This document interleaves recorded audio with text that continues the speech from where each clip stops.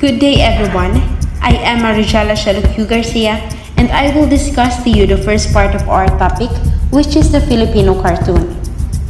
The Philippine animation industry traces its origins back to the 1980s. Being one of the earlier players in the industry, with the local Philippine animation industry scene being around for already 20 years, the Philippines is considered as one of the strongest Asian players in the realm of animation globally. Let us know first the definition of cartoon. What is cartoon? Cartoon is a full-size sketch or drawing used as a pattern for a tapestry, painting, mosaic, or other graphic art form, but also since the early 1840s, a pictorial parody utilizing caricature, satire, and usually humor. Some examples of cartoons are The Simpsons, Family Guy, South Park, and SpongeBob SquarePants. Cartoons are used today primarily for conveying political commentary and editorial opinion in newspapers and for social comedy and visual within magazines. Cartooning is an effective illustration tool that graphic artists as well as fashion designers can utilize in the designing of visual communication products like magazines, posters, billboards, and any other form. What is Filipino cartoon? Filipino cartoon is also known as Pinoy cartoon, a body of original cultural and artistic works and styles applied to conventional Filipino storytelling, combined with talent and the appropriate application of classic animation principles, methods, and techniques, which recognizes their relationship with Filipino culture, comics, and films. It also delves into relying on traditional and common Filipino sense of going about things or manner of coping with Filipino life and environment. First, Filipino cartoon. The original Filipino cartoons began with the publication of local comic books known as comics. Comics in the Philippines are widespread and popular throughout the country from the 1920s to the present. Comics were partially inspired by American mainstream comic strips and comic books during the early 20th century. Particularly after World War II, the medium became widely popular, though its mainstream appeal has subsided somewhat with the advent of other mass media forms such as telenovelas. Web comics, produced by independent Filipino web-based artists, have caught the attention of local and foreign readers. The word comics is simply the English word comics, adapted to fit the orthography of native Filipino languages such as Tagalog. During the late 1920s, Filipino writer Romualdo Ramos and Filipino visual artist Antonio Tony Velasquez created a cartoon character named Kengkoy. Kengkoy is one of the earliest Filipino cartoon. Kengkoy was a comedic character who wore a baggy pair of pants, suspenders, and charol shoes, and had ironed or flattened hair. The modern translation of his Tagalog surname Harabas is Reckless. It appeared in the pages of the Tagalog language Liwayway magazines as a weekly comic strip entitled Mga Kabalbalan ni Kengkoy or Kengkoy's Antics.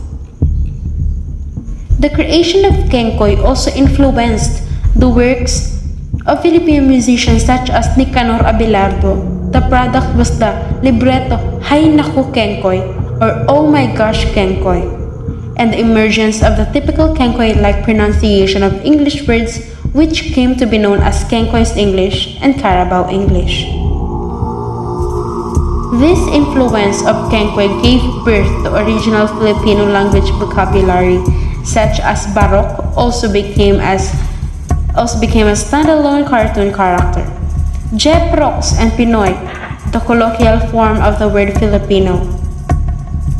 Kengkoy also survived the arrival of the Japanese during World War II. Kengkoy became a tool of the Japanese occupiers for disseminating health programs. Good day, everyone. I am Melris Tonga Santiago from Bachelor of Culture and Arts Education. I am assigned to discuss the continuation of the report about the Filipino cartoon. Aside from the persons who are mentioned earlier of Miss Garcia, there are also other Filipinos who excelled in the Philippine comics and cartoon industry, and those are Francisco Coching, Elito Cerca, Hisming Gan, and Alex Nino. Next is the Filipino animation pioneer. Jerry Garcia is considered as the pioneer of the Filipino animation industry. Panday was the first Filipino-made cartoon for television by Jerry Garcia that is based on the comic book character of the same name produced by Carlo J. Caparas in the 1980s. Panday character is depicted by Fernando Poe Jr. in the first film series in the 1980s. From 1995 to 1997, Garcia also brought into life The Adarna, the first Filipino full-length animation movie that is based on the story of the Adarna bird.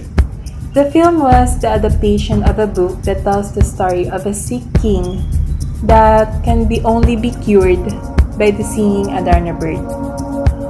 The Adarna received recognition from the Metro Manila Film Festival on December 27, 1997 as the first animated movie in the Philippine cinema. In 2008, Garcia's creation was later followed by the second Filipino full-length animated feature film, Orduha.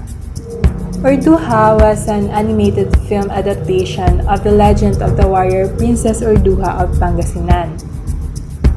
This is a Philippine animation product using a mixture of a digital and traditional animation techniques. Let us know about the other Filipino cartoonists who are Lauro Alcala, Alfredo P. Alcala, and Benedict Carandang.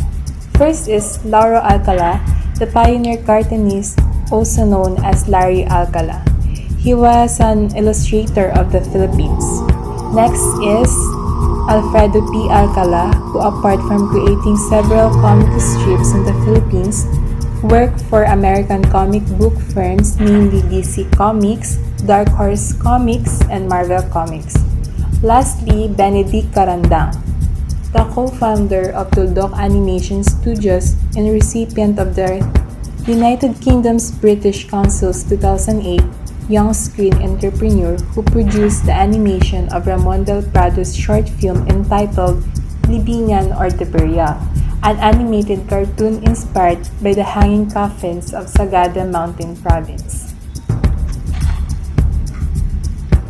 Having originated from Filipino-made cartoons inspired by comics, the Philippine animation industry later found opportunities abroad on big animated projects. In previous projects of DreamWorks Studios in Los Angeles, the Filipino animator Ronnie Del Carmen was chosen as the artistic supervisor for works like The Prince of Egypt and The Road to El Dorado. In 1983, Burbank Animation Incorporated, an Australian company, established a branch in the Philippines. Optifix International Incorporated, originally called Asian Animation, was one of the first Filipino-owned corporation. In 1988, another large company known as Phil Cartoons was established. Let's now proceed to the local animation studios and companies. These are the Philippine Animation Studio Incorporated, ASI Studios, World Anime Networks, and last one, the Top Draw Animation. The first one is the Philippine Animation Studio Incorporated. This is an animation studio established in 1991, and this is one of the oldest known studios to have specialized in the latter. Second one is ASI Studios, a Manila-based studio and provides full animation services. This is situated in Quezon City, Metro Manila, and known for having animated the popular television series George of the Jungle, among other renowned TV series. The studio was brought forth from a collaboration between Manila-based Synergy 88 and Singapore's August Media Holdings. The third one is the World Anime Networks, a Japanese animation studio founded by Ryoji Kawaguchi. This was established in Baguio City on October 26, 2017. The last one is the Top Draw Animation. The Top Draw Animation is a Manila-based studio established in 1999 by Wayne Deering. They provide a full range of pre-production and production services. Their pre-production services includes storyboards, location design, model and prop design, background and color styling. For production, they offer flash animation and Toon Boom Harmony. This company has worked with several clients such as THX Media, SLR Production, and Brainpower Studio. That's all. Thank you.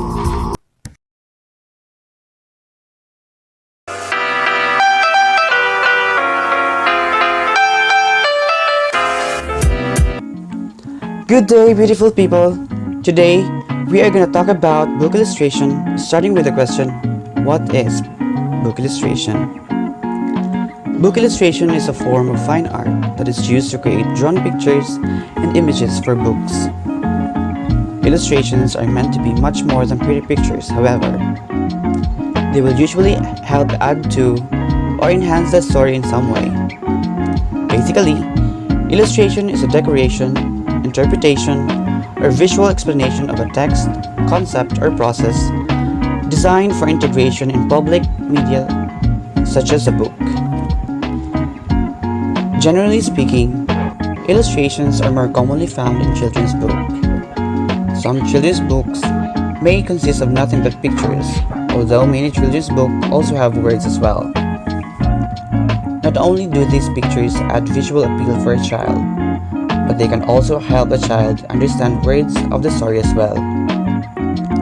As a child becomes more adept at reading and understanding stories, they will typically begin reading stories with fewer illustrations. Illustrations are also commonly found in some books for adults.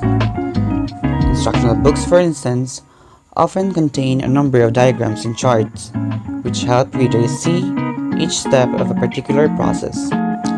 Medical and health books, along with wildlife nature books, also usually have a number of illustrations as well, which I'm pretty certain that you have first seen even before you learned how to pronounce a word.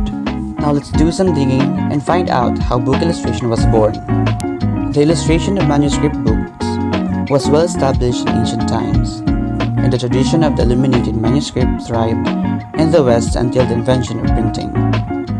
Other parts of the world had comparable traditions, such as the Persian miniature. Modern book illustration comes from the 15th century woodcut illustrations that were fairly rapidly included in early printed books and later block books. Now, if you were to ask what is woodcut illustration or printing, then here is the answer to that question. Woodcut illustration is the oldest form of printmaking. Woodcut is a relief process in which knives and other tools are used to carve a design into the surface of a wooden block. The raised areas remain after the block has been cut, are inked and printed, while the recessed areas that are cut away do not retain ink, and will remain blank in the final print. You can pretty much see the process in the illustration. In making book illustrations in earlier times, several and evolving techniques were used, such as woodblock printing, engraving, etching, and lithography. Woodblock or block printing is a technique for printing text, images, or pattern used widely in East Asia and originating in China in antiquity as a method of printing on textiles and later on paper. In China and in Japan, woodblock printing was first used for printing in cloths and for decorations on ceramics, and later on used in printing text on books as well as images. While in Europe, the first European woodcut printing on paper happened in the early 15th century. The content of the book was nearly always religious and are also used in printing playing cards. Black printing is the process of printing pattern by means of engraved wooden blocks. It is the earliest and slowest of all methods of textile printing. It is, however, capable of yielding highly artistic results, some of which are unobtainable by any other method. Now, we go on with engraving. In the middle of the 16th century, woodcut was gradually overtaken by intaglio printing techniques of engraving and etching. Intaglio came from the Italian word intagliare, meaning to engrave or incise on metal plate. Engraving and etching gave sharper definition and finer detail to the illustrations, and rapidly became dominant by the late 15th century. Engraving is an intaglio printmaking process in which lines are cut into a metal plate in order to hold the ink. In engraving, the plate can be made of copper or zinc. The metal plate is first polished to remove all the scratches and imperfections from the surface so that only intentional lines will be printed.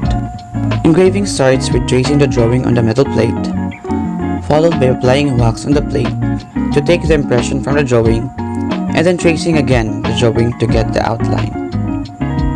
What happens next is using the steel tool to scratch the lines in the plate following the lines made by the wax. And then engraving happens using another steel tool, deciding on the various patterns that are going to be used for cross-hatching. And the plate is ready for printing. By forcing the ink into the engraved line, then using a card to take off the excess ink, and a cloth to wipe off the excess from the surface of the plate. Lastly, the image is transferred into the paper using a printing press. Etching is pretty much the same with engraving, only that in etching, the lines or areas are incised using acid into a metal plate in order to hold the ink. Once the entire design has been drawn into the ground, acid is poured over the plate or the plate is dipped in acid.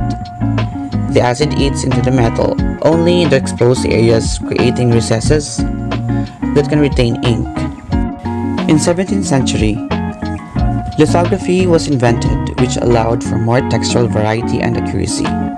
This is because the artist could now directly draw on the printing plate itself.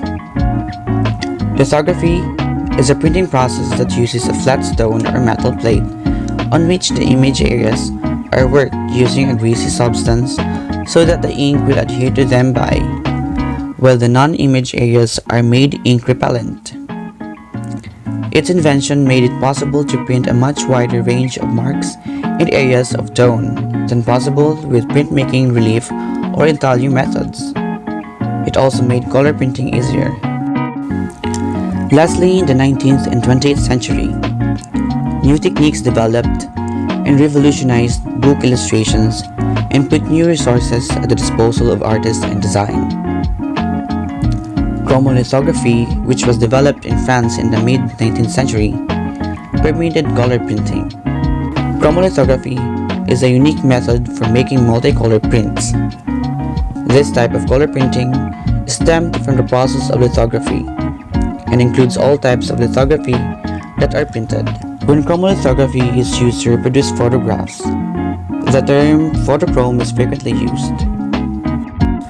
The art of illustration became the technique of image processing, as more and more commercial artists produced professional pictures without any traditional art training or without any ability in drawing.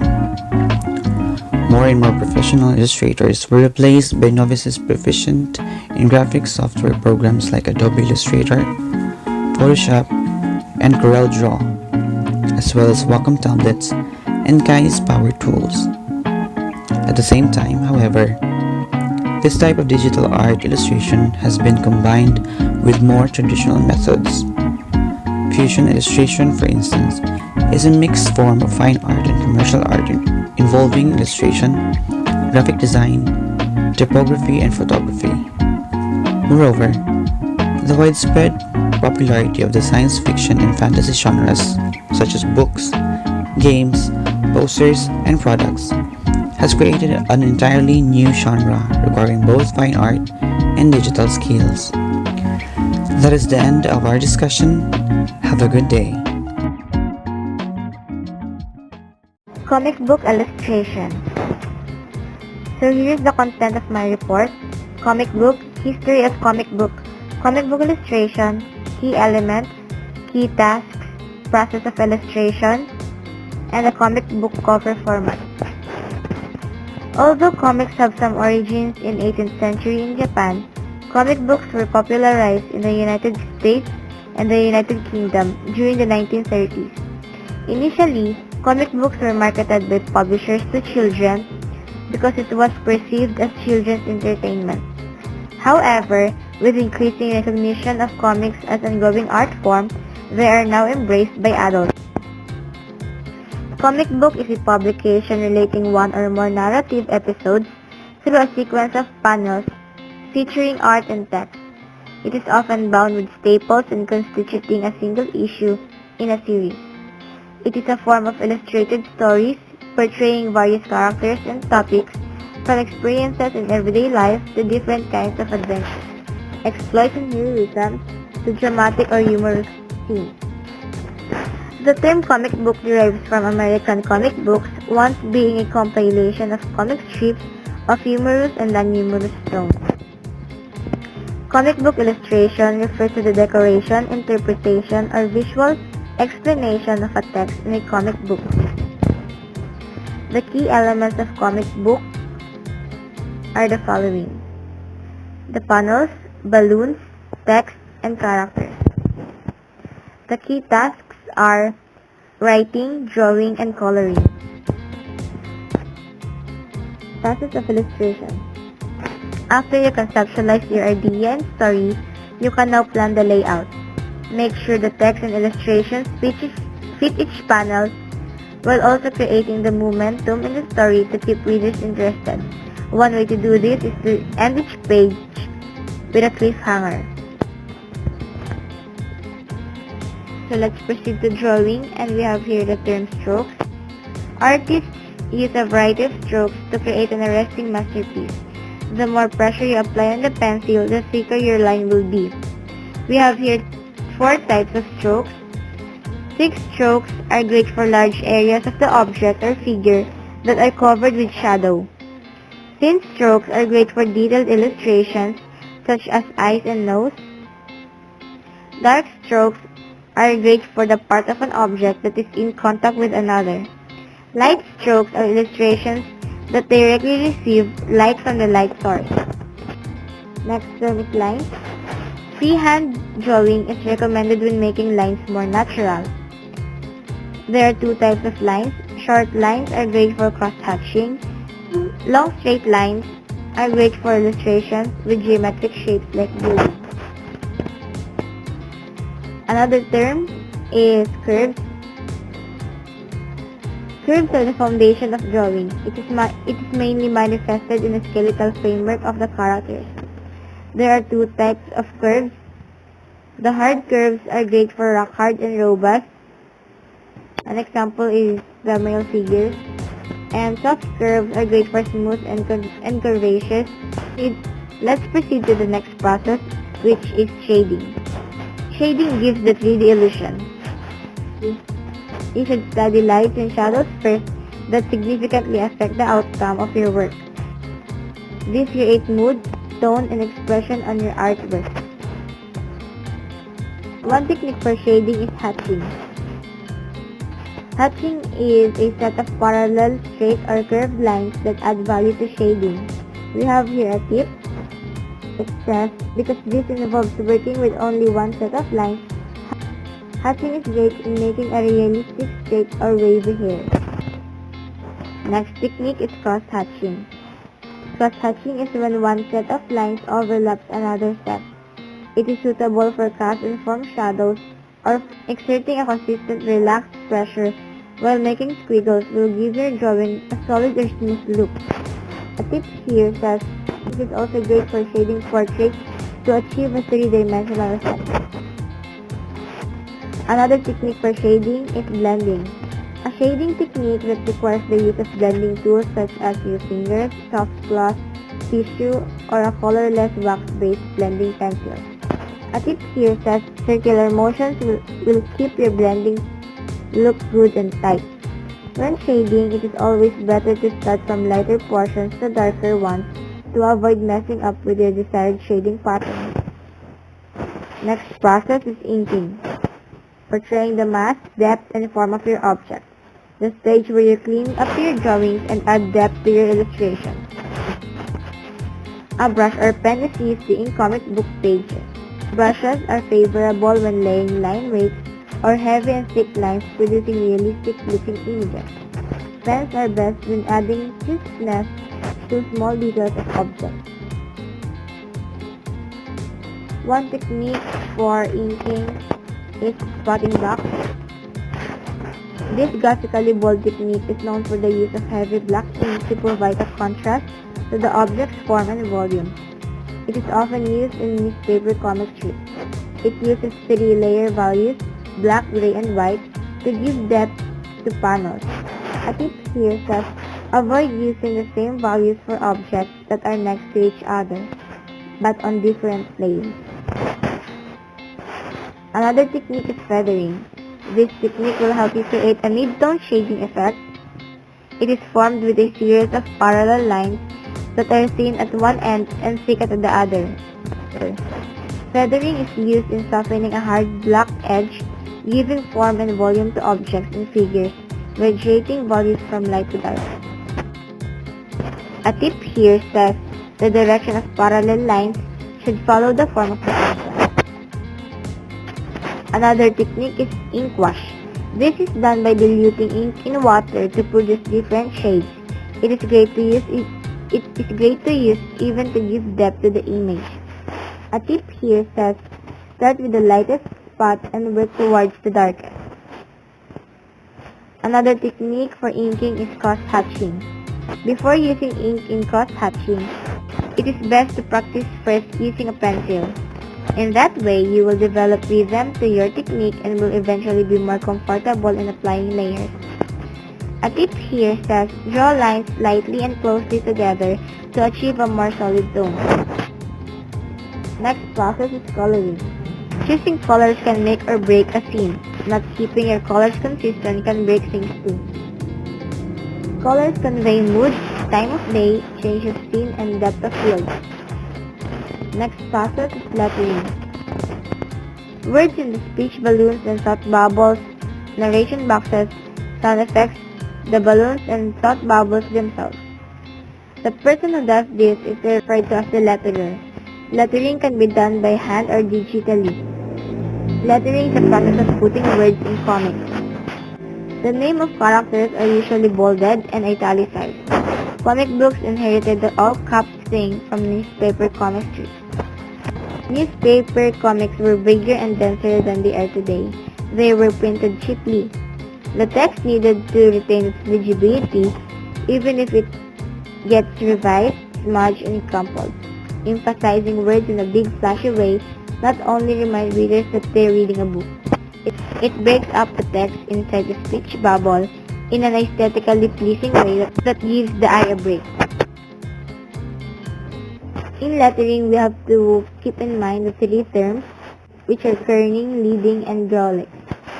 Kerning refers to adjusting the spacing between specific pairs of letters.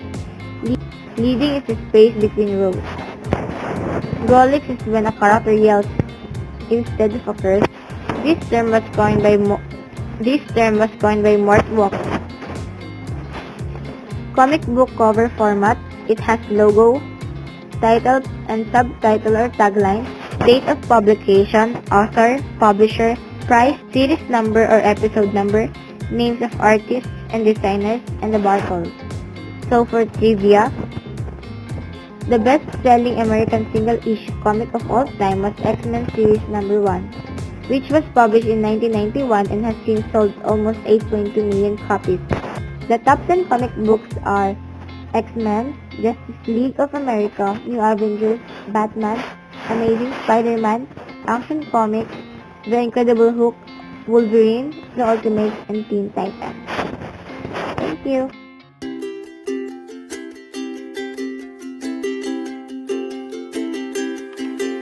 Movie posters are a form of advertising, and due to the fact that they are physical, they can be placed anywhere, such as billboards, plazas, and malls in shopping centers. Cinemas.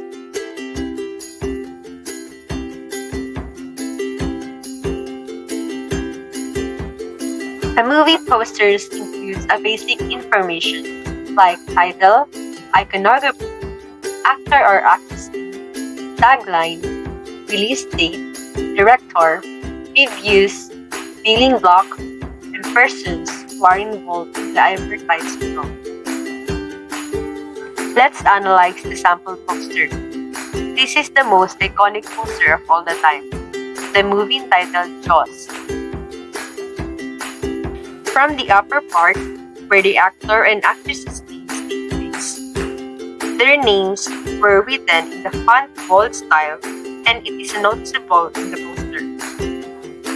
From the middle statement, the terrifying motion picture from the terrifying #1 bestseller. It is the review of the movie poster. The iconography. The focus point is the image of a shark, which is in the middle of the poster. It draws attention to the viewer to know that the film has something to do with the shark. Every movie poster has the building blocks. It contains the name of the people or the production behind the film, and the companies that helped in the making of the film.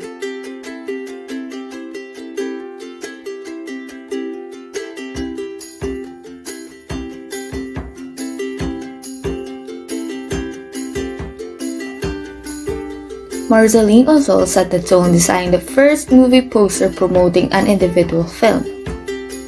It was a 49-second slapstick comedy called Le Rosaire Odyssey, produced by Louis Lumiere, shot in Lyon and first screened on June 10, 1895.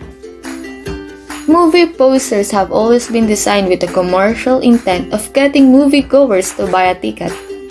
It is generally thought that the first movie poster was created in 1890 by French painter Jules Cheret for a short film called Projections Artistiques.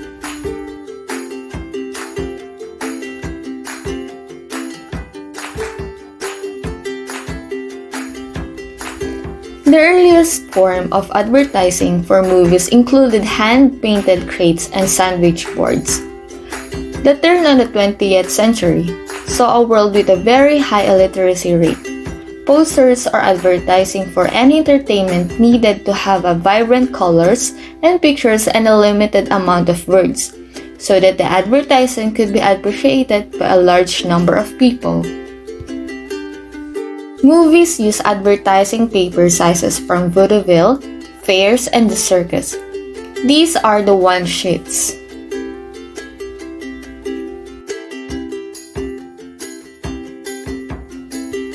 With the growth of movie theaters, there was a need for more specialized sizes.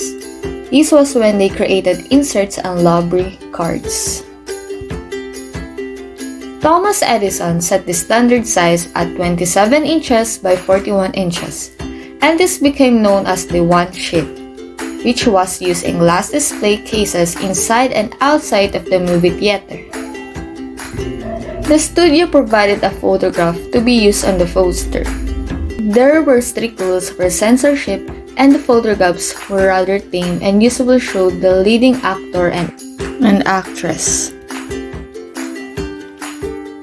With more films being produced and more houses being built, another advertising medium became popular: the billboard.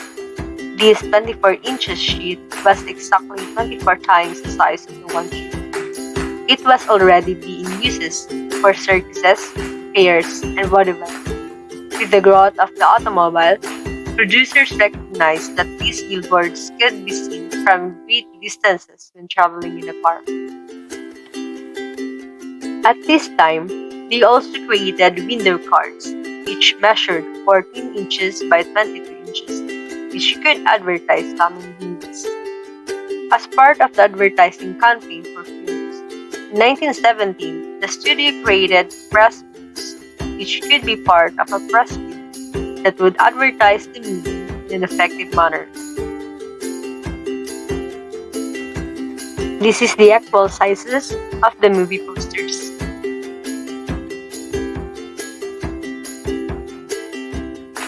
Movie posters comparison, then and now. Before the advent of Photoshop, the initial design for a poster was drafted by hand. Stencil would be made and the design would then be transferred onto a screen. A sheet of poster paper would be set under the screen, ink would be applied and pushed through the screen on the paper with a squeegee. The paper would then be set aside to dry, and the process would be repeated for the next poster and the next and the next and the next. With the advent of digital editing and graphics, creativity knows no boundaries in movie posters that created from the 1990s onward. Designers are bestowed with advanced tools and freedom to create virtually anything they can imagine. Photorealism began dreaming of both imagery and text, rendering special effects such as smoke, negative space, mist, lightning, and various other textures. Famous movie poster artists from Philippines and international, we decided to select one artist of each. From the Philippines, the iconic designer Vic De Lotavo. De Lotavo was known as the country's most prolific movie designer, having made over 100 designs in his lifetime. He had a unique editorial eye when it comes to creating posters, often mixing media to capture the film essence.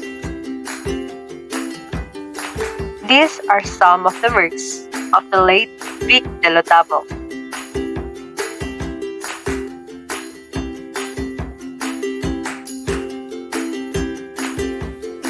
International artist Drew Struzan, the man behind the poster. He is probably best known for his work on the Star Wars and Indiana Jones films. He painted posters for all the Star Wars films, as well as iconic posters for the Indiana Jones series that include his classic poster for Temple of Dooms. These are some of the works of Drew Struzan.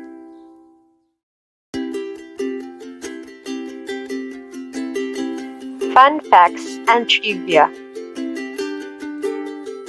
The record holder of most expensive poster ever sold was Metro Lopez, a 1927 silent film. This is how you know if it's original. William Encenares, a 36 years old man, is the only painter left in Sagnit Enterprises. The family owned a business used to cater to movie houses, making hand-painted movie posters until the decline of orders in 1990s. A Caviteño visual artist has been proclaimed one of the 5 winners of the Insidious Lasky Alternative Poster Contest.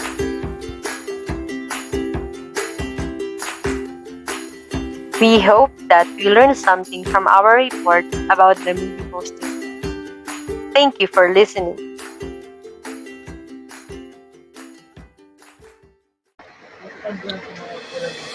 Good day everyone, I am the one to speak today about the report of Betchemesh Dadula from BK3.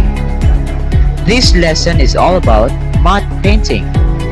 In this lesson, we will discover what is matte painting, its history or background, matte artist, and its techniques. Now, what is matte? Matte may refer to either an art or a film, a motion picture effect in which part of a scene is blocked out and later replaced by a footage containing other materials. Next is matte painting. It is either a traditional or digital painting and can be representation of a landscape, set, or distant location painted for accessing places events, and other things that cameras can't reach and achieve the authentic setting. Let's discover its history and background. Mats are very old technique. Matte shot was originally created by filmmakers. Matte paintings were made by artists using paints and pastels on large sheets of glass or integrating with the live action footage. The first known matte painting shot was made in 1907 by Norman Don. Notable traditional matte painting shots includes Dorothy's approach to the Emerald City in The Wizard of Oz, Charles Foster Kane's Xanadu in Citizen Kane, and seemingly bottomless tractor beam set of Star Wars. By the mid-1980s, because of advancement of the computer graphics program, it allowed matte painters to work in the digital realm. The first digital matte shot was created by Chris Evans in 1985 for young Sherlock Holmes. Throughout 1990s, traditional matte painting were still in use but more often in conjunction. This digital composing Die Hard 2 1990 was the first film using digital composite live action footage.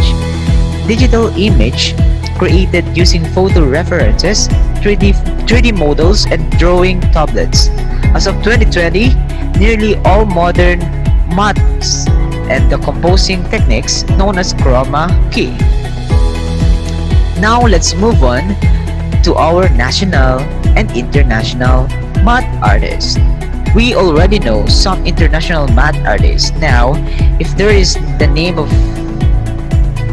Okay, no. Here are the matte painters of the film Star Wars: Michael Pagracio, Christopher Evans, Frank Ordas, Ralph McQuarrie, and Harrison Ellenshaw. So here are the links of the videos for matte paintings in the film of Star Wars. There. Now we already know some international matte artists. Now if there is a name of on Filipino films that bring us over matte shots, that's Richard Abelardo. Born in 1902, learned scenic painting from his father and went to California at his early 20s and worked as scenic painter at Universal. At 1936, he went back to the Philippines and introduced the glass shot and matte painting techniques to the Philippine industry. At his late 40s, he started to direct films. On his early matte painting film is We Got Ibong Adorna. Here are also the other notable works of Abelardo: The Encantada, Mutya ng Pasig, Haring Cobra, Taong Paniki, Ang Nuno sa Punso, Tuko sa Madre Cacao, and Zorax. Now let's move on to the fundamental matte painting techniques. Masking. It is the most important skill to practice in the improvement of matte paintings. Masking techniques worth of learn are the vector masking, channels, color sections, lasso, and magic wand, and the hand painting and mask with brush. Number 2 is matching the colors. The next important thing is to master the matching the colors of the combined photographs and the different elements. Matching lighting, the adding of highlights and shadow, 3D modeling and rendering, and lastly, the digital painting. Now we go to the matte filmmaking techniques. In-camera matte shot, also known as the dawn process, is created by first mounting a piece of glass in front of the camera. Just check it here in the picture. Next, BiPAP process. To begin the BiPAP process, filming, the live action portion is shot. The film is loaded and projected onto the piece of glass that has been painted first black, then white. That's buyback process. And then rotoscopic. The rotoscopic was a device used to project film, namely live action footage, onto canvas to act as a reference for artists. Okay, here are some links of the videos for matte paintings for further information.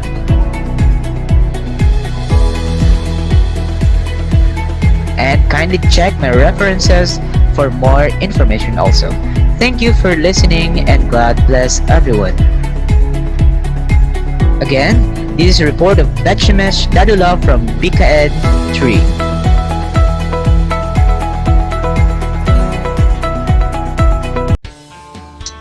Okay, good day everyone. Now we're going to present to you the advertising art, and I am Jovinson Lozano. I'm Carl Christian Latap. And now we will proceed to the presentation. Yeah. But in this juncture, we're going to answer the question, what is advertising art? When and why it is used? And is there a strategy for advertising art, or is it just a simple creativity? So let's proceed. Next. So, it has been said that a picture is worth 1,000 words. Therefore, in an era or constrained character limits, content restriction and translation complexity, ang advertising arts daw is a powerful tool used to convey promotional messaging.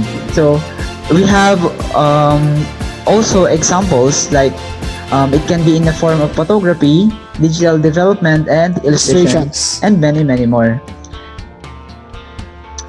Next. The ultimate goal of advertising art is to persuade customers and or convey a message. Yeah. Advertising art is a form of visual rhetoric. Ano yung visual rhetoric? Visual rhetoric refers to the framework by which visual images are used to communicate a message, idea, point, or view.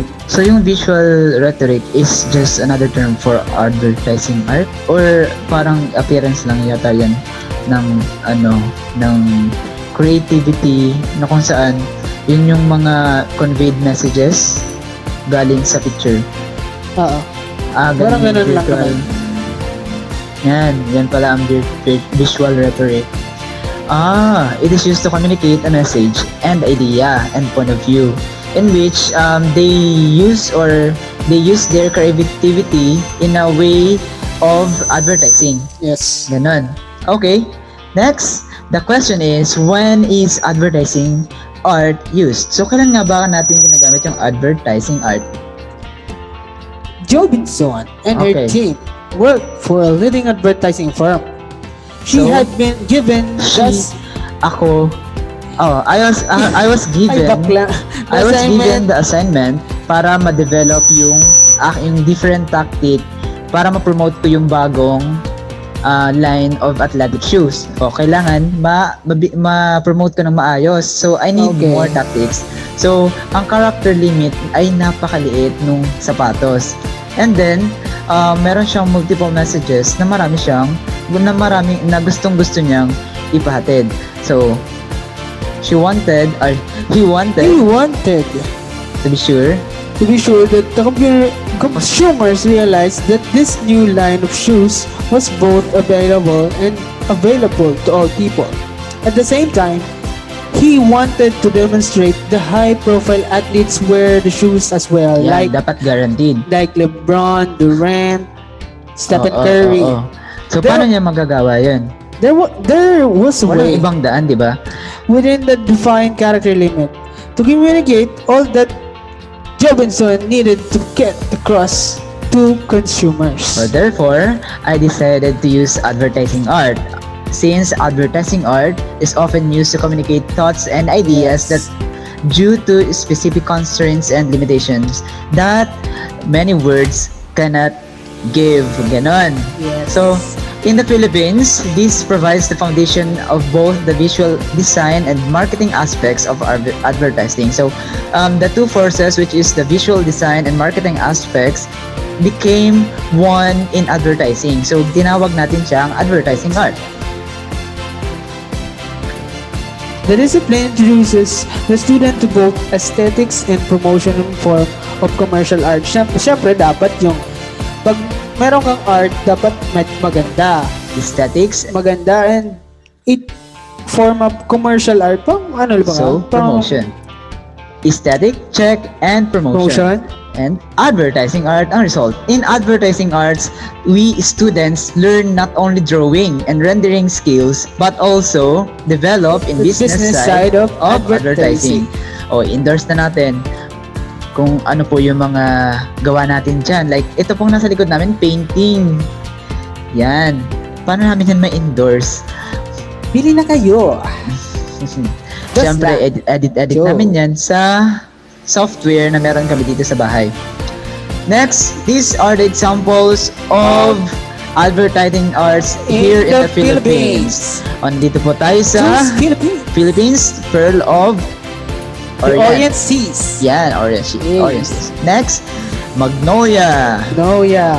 Hindi lang na po natin pinakita yung mga Popsicle. mga popsicle, Ay, ice creams, kundi meron din po yung mga designs na kung saan may mga ginamit din silang themes katulad nung Genie, and the Bata. Marami pa po and the yan. bata. Next, the new Nescafe Classic. Ooh, Para kanino ka bumabangon. mas matapang ka pa. Slow roasted for fuller flavor. So, makipapansin natin na iba-iba rin yung style nila kung paano po sila mag-advertise through an art. Next, naghanap po ako ng iba-iba pang mga artists ng advertising, pero yan po ang lumabas sa saan to? Pinterest. Dito po yung mga uploaded uploaded Mga luma na yan, no? pero nakakita naman natin kung ano yung mga gusto niya parating. Dito, location ang pinapakita. Philippine Airlines. Dito naman, iba-iba ang papa. Yan, iba-iba ang lasa. Ganyan ang product na meron din ditong chef sa baba, di ba? So marami po yung mga ina-advertise na yan? kay Lito Barcela. I-recognize po natin siya dito. Next, we proceed to the three common strategic side of advertising art. So number 1 is plain Fox appeal. Basahin This mo. strategy requires the company or persuader to present their product as valuable and beneficial to all. The product or service is framed as an everyman's item. Yeah. Kaya, ang product daw will be beneficial to all. So, ang hanap nito is universal Yung product. patok sa lahat. Yan. Kung saan, ang sample namin dito is Dove. Dove soap. Pwede din Dove soap, Dove lotion, basta kahit anong product ng Dove, which is, ang sabi po sa ng Dove, it is applicable sa All types of skins. yan, all types of skins. Yeah. Kahit may kagit. Yun na yan. Ay, ano yun? Ay, Next, we have Coca-Cola. Serving Coke. Yeah, that's for everyone. That's for everyone. In which everyone knows, di ba? Tapos, kahit saan naman, nakakita ko ng Coca-Cola. Kahit na ibang bansa, nakakita rin pa ako ng Coke sa mga stores. Yan. Siyempre. Opo. Next, we have Nesty. yan. Association. Ako na magbasa. This strategy utilizes images that are linked to important people and popular ideas to foster potent psychological connections to the product. So having these celebrities endorse products or services is an example of association strategy. So understood naman po, di ba? Yung pag nag-advertise ka ng product, yan, kunwari ni Maymay. Eh, syempre, with may isa siyang association na parang represent. Yan, Nesty. Pag siya yung Siyempre, how to advertise Nesty. Siyempre, dapat sikat na people, popular ideas Oh, to foster. ayan nga, umiinom daw si Si Maymay Maymay. ng Nesty. Oh, iinom din ako niyan kasi Sure, iniinom niya naman. ni Maymay. Ang ganda pa naman ni Maymay. So, ang tangkad siguro tatangkad din ako pag uminom ako ng Nesty. Ganon. So, parang nakakaakit siya naman sa mga tao since the product is associated with the celebrity and also the company. Yes. Ganon. Okay, next. We have the example of Kumu app, Kumu app. which the model is Ivana Ivana Aulawi. Aulawi. O, kilala yan si Sana Ivana. Ang all. ganda-ganda, di ba? Yeah. So, dyan, ginamit si Ivana since ang Kumu app is app for tawag doon? Pang-vlog siya. Pag-live. Mga live. Sa mga lives live. lang.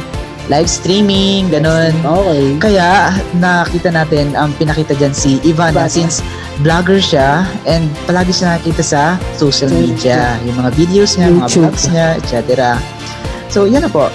Next, we have glittering generalities. This strategy refers to emotional appealing phrases, often paired with an image of the product or service that are very close connected to strong value beliefs without any supporting evidence.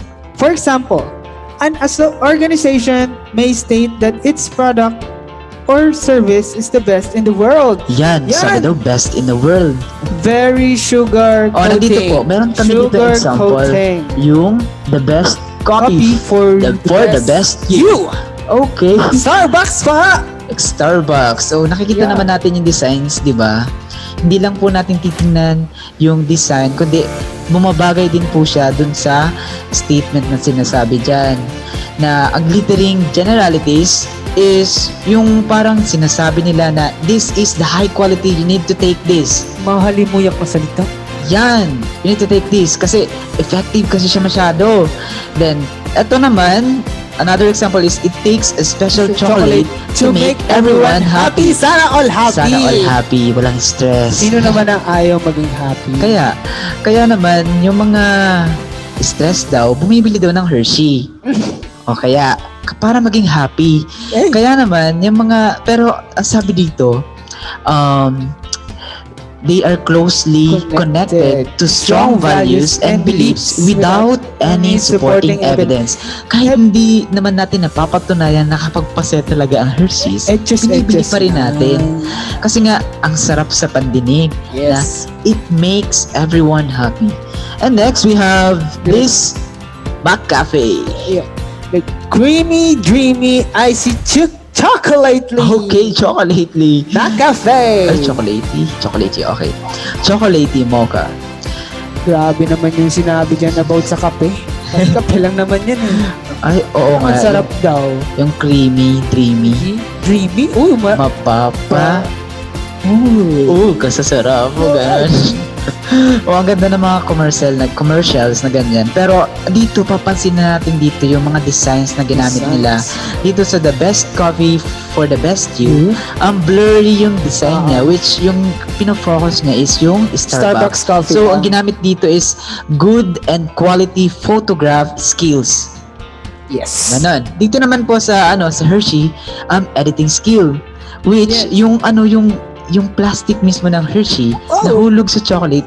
Wow. So napaka-strategic yan and very artistic. Dito naman po sa Medyo vintage lang, no? oo, medyo simple as Simple in lang. bumagay talaga siya at nakapagpa-ganda mismo ng advertisement. Yes. Next, we have the other strategic side of the advertising art. So dito meron tayong three common strategic side of the advertising art. Dito po meron tayong others. Others. May others. Ito po yung mga iba na pwede natin gamitin pa sa advertising art. So ito po yung strategy. Number one is the bandwagon. Bandwagon.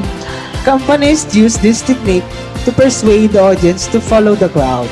This device creates the impression of widespread support. It reinforces the human desire to be on the winning side.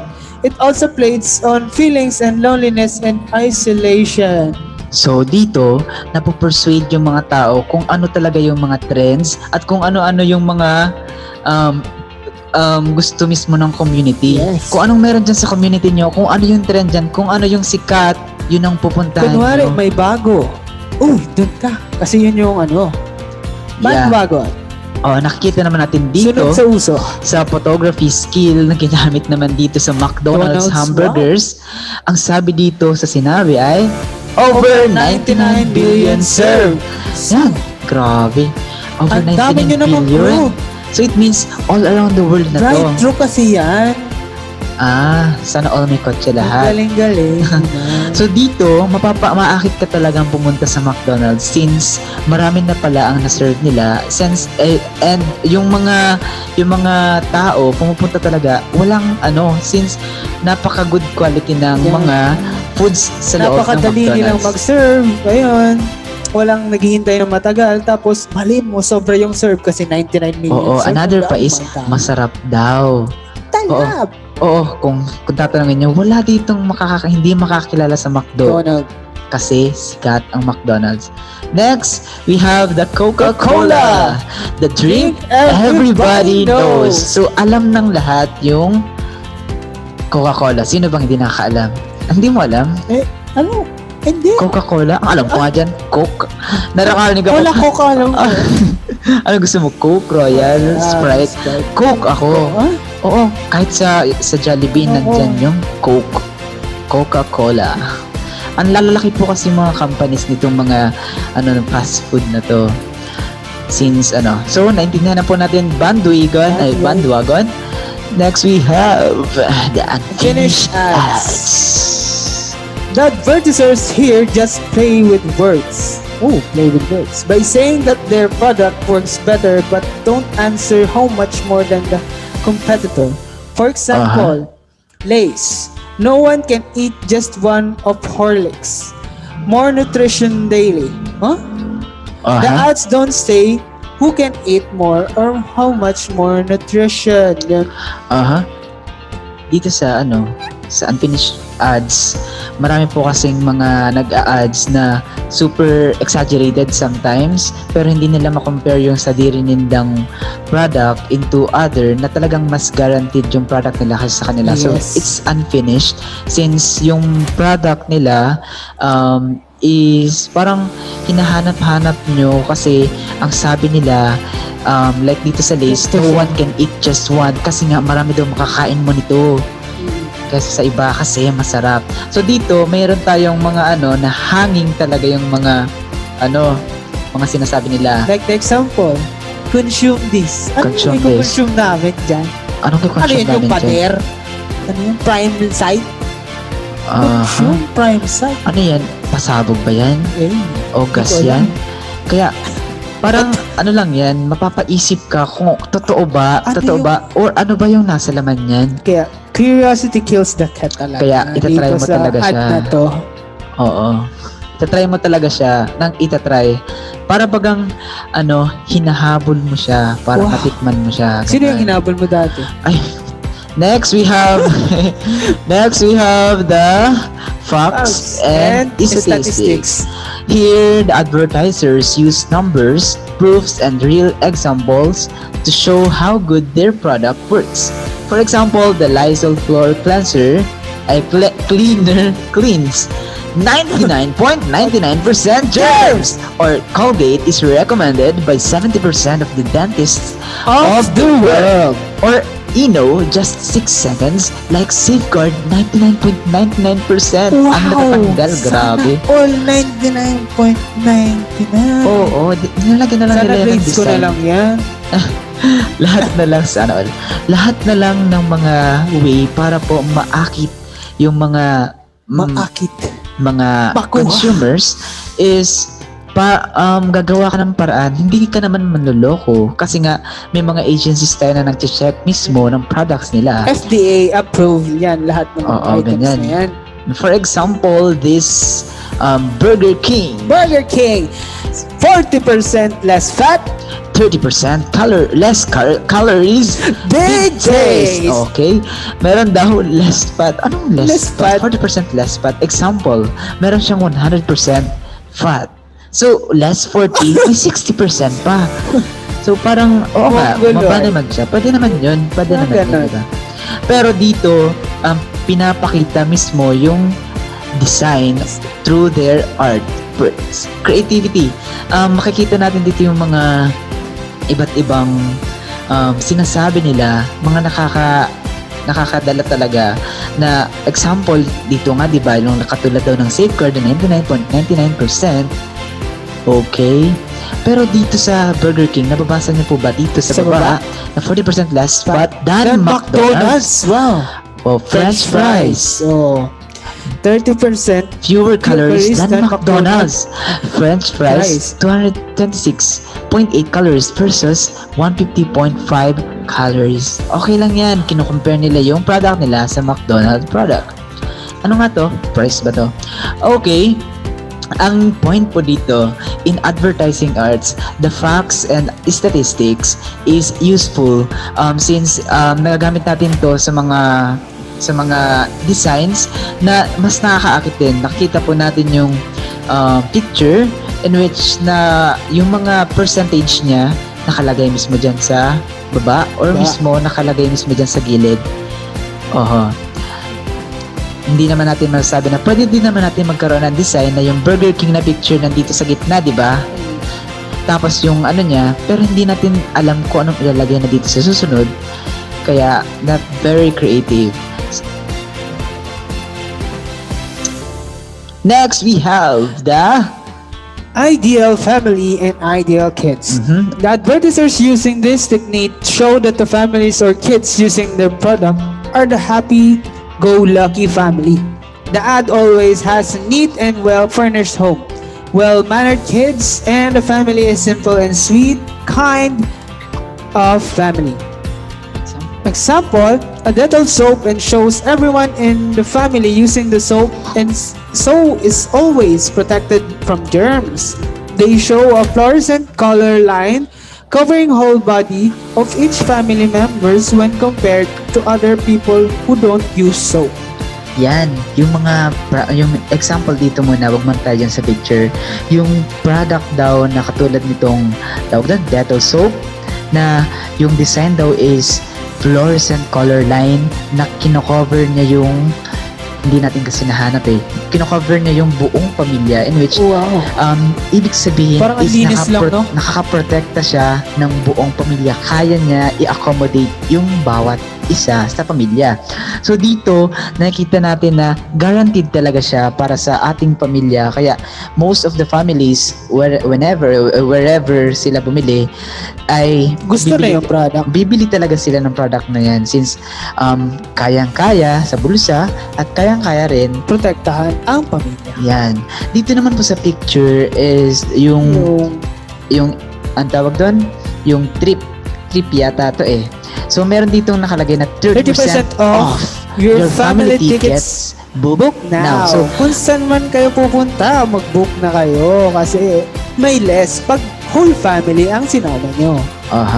Dito ginamit na advertising artistic strategy is ideal family, and yung ginamit nilang tool is photography din yan. Yes. Na kung saan inayos yung lightings para maging maaliwala sa paningin ng mga viewers. Ng mga viewers niyan.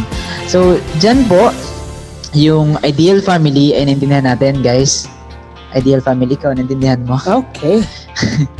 Ideal family and ideal kids. Sana No, ideal. yung mga products kasi natin kailangan applicable siya sa bawat pamilya natin, hindi yung para sa atin lang. Kaya most of the products like yung pulbo di ba? Yung Johnson's baby powder, may malaki na nun. Meron din nung malaki na soap. Malaking safeguard. Alam mo yun? Ang laki talaga ng safeguard. Nakita ko yun. Soap? Ang ganda din yung nila, nung cover sa advertisement. Tapos meron na ding napakahaba na mahaba na na 4 kanto. Ay, yung isang litro. Pampamilya yun. Pampamilya. Joke. Pero in-endorse na din naman siya sa sa mga TV, like videos, pero in one parang isang beses natin silang makita, ginagamit na natin yung mga posters like ganito. Kaya ginagawa yang very artistic in a way ng photography and other editing skills sa mga software na ating ginagamit sa pag-edit. Ganun. So that will be all. Oy. Yan. That will be all, guys.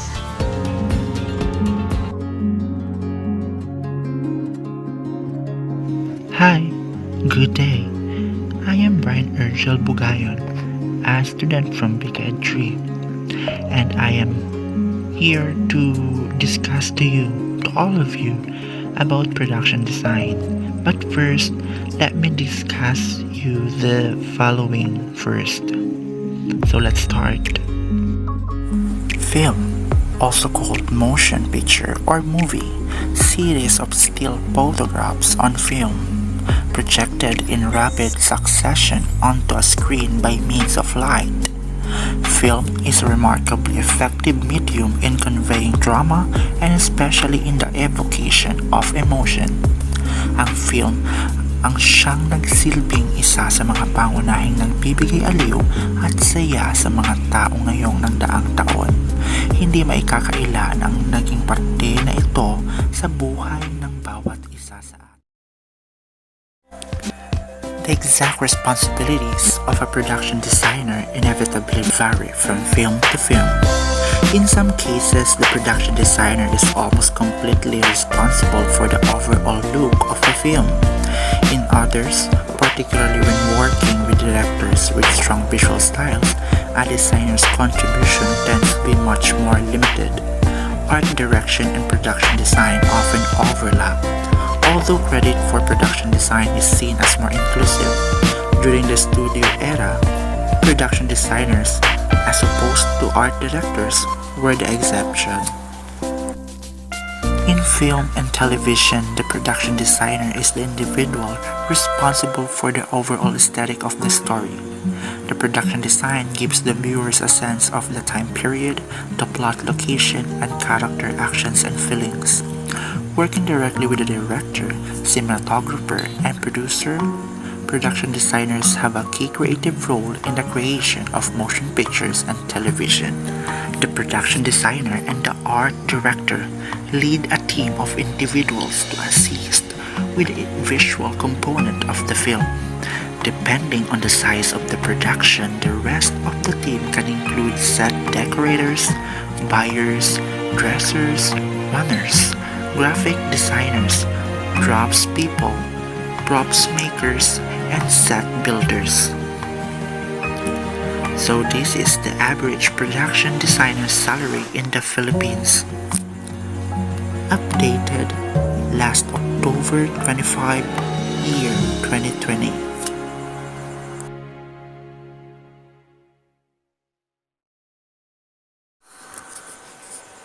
The importance of production design. Let's say for instance, in the movie Titanic, when the characters Jack and Rose are in the cold water after the ship sank, we know that they are cold because of the setting. It is nighttime and there is ice on their hair. Therefore, production design plays an essential role in storytelling of a film. Sa kasalukuyan, ang mga production designer ay isa sa mga pinaka-importanting tao sa paggawa ng isang film o pelikula, kung kaya ang bawat bansa ay mismong bumubuo ng mga grupo o organisasyon na ang bawat kasapi ay mismong mga individual na batikana sa paggawa ng pelikula, kasama na dyan ang mga production designers. Is production designer the role for you? Well, as you can see, production designers hold a position of unique and important responsibility within a film. As a production designer, you'll be expected to be fully present and fully engaged from start to finish, working long hours every step of the way in order to make sure the movie looks as intended. Without the production designers, organization, creativity, and knowledge, every area of the art department would have trouble staying focused and on the same page. And without a cohesive design, the look of a film may not be strong enough to tell its story. If you're confident in your artistic abilities and boast a great amount of imagination, then the career path of production design may be just right for you. Even though it's a demanding and exhausting job, few gigs in the industry offer more creative expression, fulfillment, and control than that of product designer. What appeals to you most about working as a production designer? Let us know in the comments below. Likewise, what is a production designer and what is their role on set? Well, the production designer is responsible for everyone in the art department. They are one of several department heads that work on the film crew to ensure this director achieves the desired visual effects on the production of the film. The production designer plays a crucial role in providing producers with schedules that aid in staying within the film budget, while offering the ability to maintain all creative requirements outlined by the director. Production designers ensure that the look of the set, be it in a late-night movie setting or a birthday party outside, is that of the director's desire. The hours are long and the workload is demanding, but the creativity allows most production designers to fully immerse themselves in the position and take great value of the role. Production designers must be extremely creative and carry the ability to imagine and construct the backdrop of virtually any storyline. They work with the director of photography in helping all members of the crew to realize the creative vision of the director. Production designers often begin their work in the very early stages of pre-production and are most often hired at the request of the director and or the producer of the film. The job of a production designer is to work with the producer and director to define appropriate creatives for the studio or location set of the film. They review scripts and provide estimates for the art department to help the necessary parties in budgeting the film. When they initially read the screenplay, they immediately begin to assess the visual aspects and requirements necessary to bring the creative vision to life. Production designers break the script down into workable pieces and help the director to define an appropriate shoot of the film. This includes determining whether to use sets or to shoot on location, as well as making plans as to what set creatives should be fully built and what should remain as an adaptation to the visual theme. When design elements are necessary to evoke emotion or to build psychological depth for the film, the production designer is responsible for making the determination and for producing the appropriate creatives to fulfill the need. They also determine when computer-generated imagery should be used.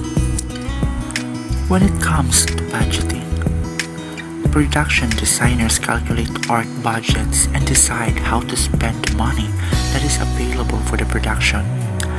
Budgeting discussions take place only after intense research takes place to ensure production designers and their specialist researchers have sourced appropriate ideas from various sources including books, the internet, photographs, and paintings.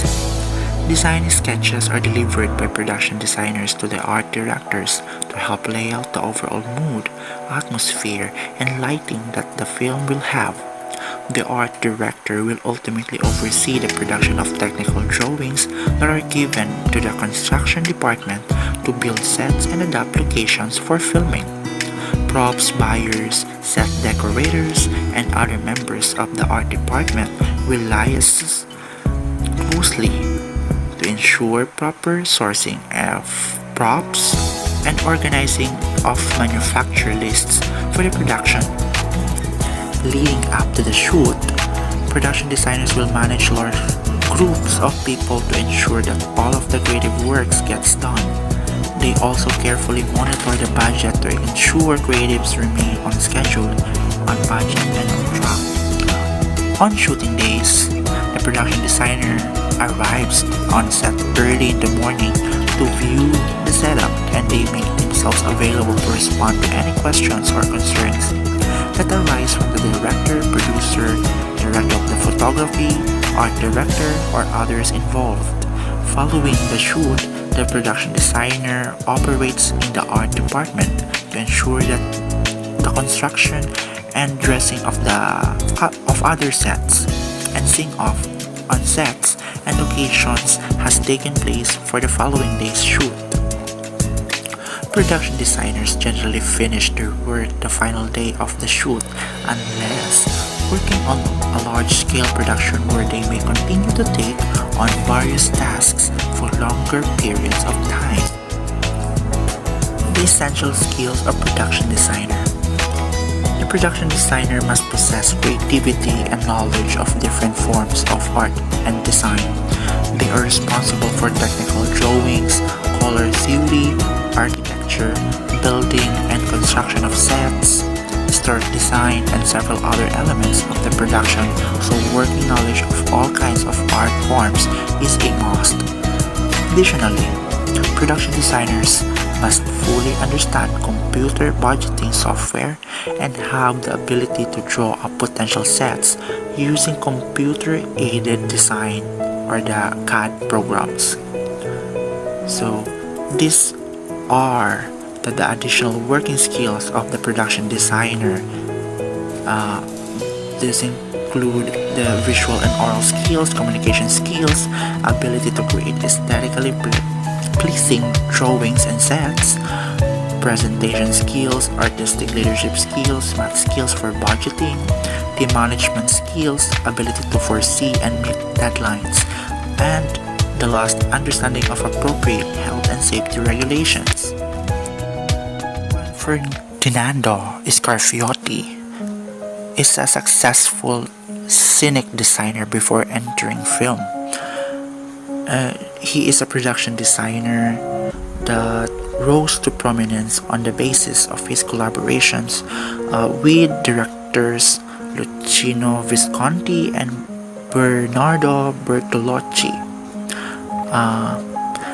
Scarfiotti's main gift and probably his greatest influence was his ability to create highly stylized visual environments that are never completely removed from what seemed at least theoretically possible in the everyday world. His legacy lies in finding that point of equilibrium wherein production design ceases being a passive background and becomes an integral part of a film's meaning without overwhelming it with visual excess, even as it creates hyper-real sensuality. On the other hand, in the Philippines, a production designer is particularly challenging in costume and period movies and in films where the setting is integral to the story. Isa sa mga pinaka-importanteng elemento ng pelikula ay ang production design kasi ito ang nagbibigay ng buhay at kulay na ikagaganda ng pelikula, says production designer Ben Payumo. In addition to creating the atmosphere of a film or TV show, production design works together with cinematography, direction, and editing, and a good story and script to make a hit.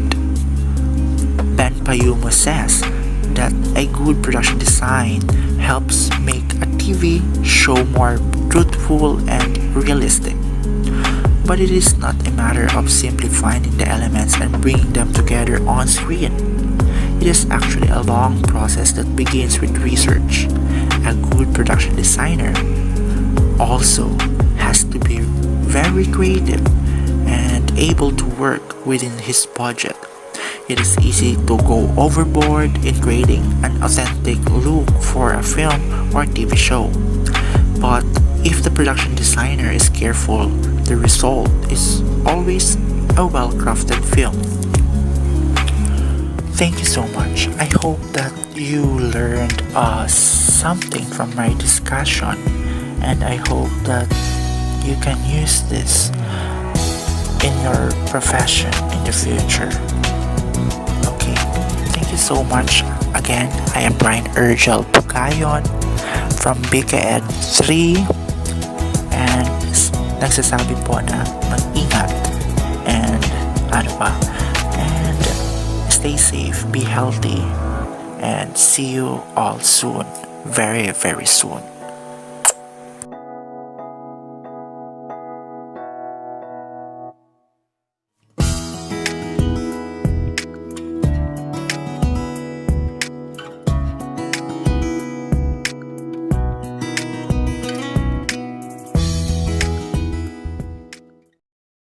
Thank you for listening again and goodbye.